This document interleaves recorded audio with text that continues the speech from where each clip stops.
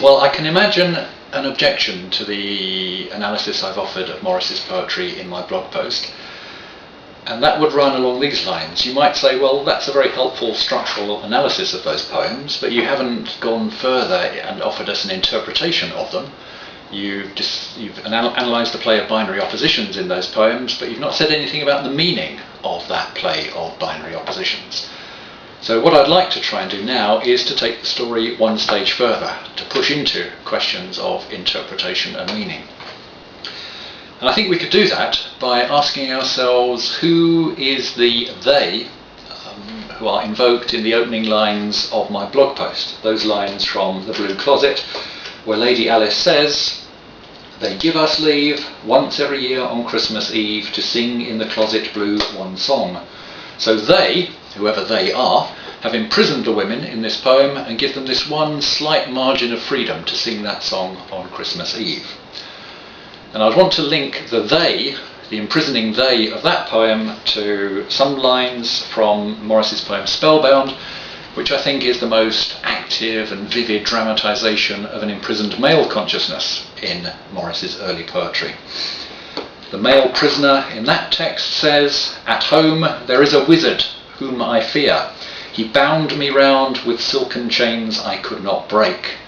So the they have imprisoned the women in the blue closet, and the wizard has imprisoned the male narrator of Spellbound. In both cases we're dealing with the agents of entrapment, those forces that have imprisoned these consciousnesses in Morris's poetry. The best account of these matters I know is Isabel Armstrong's wonderful chapter on Morris's early verse in her great book on Victorian poetry. She argues there that the notion of a wizard as the agent of imprisonment in these poems is a kind of mystification, that we're not really dealing with individual agents of imprisonment, but rather with a socially produced consciousness of entrapment.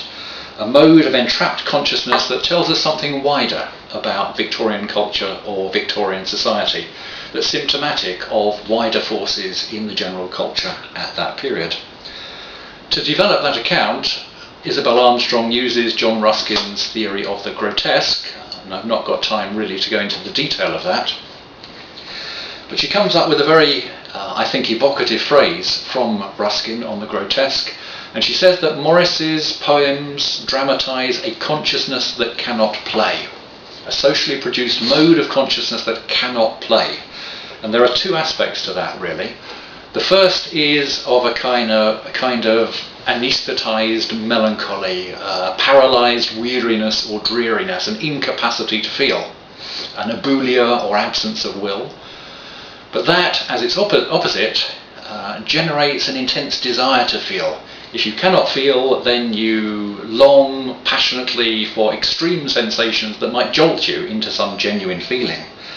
And I think we can see those two impulses come through in some very important lines from Spellbound, where the male narrator writes, "In colourless dawn I lie and moan, and wander forth with fevered blood that makes me start at little things." Well, colourless dawn. There is the sense of paralysis, melancholy, dreariness, which we know classically from Tennyson's poem Mariana, but that generates, as an opposite, a fevered blood, a kind of craving for intensity of sensation, which makes me start at little things. And famously, the little things, the objects, the sensory details of Morris's early poetry do indeed have a kind of very jarring, hallucinatory intensity that tries to jolt both the reader and the imprisoned consciousness of the poems back into some authentic feeling. So if you do want a very powerful social interpretation of Morris's early verse, going beyond the kind of structural analysis I've done in the blog post, then I strongly commend Isabel Armstrong's wonderful book to you.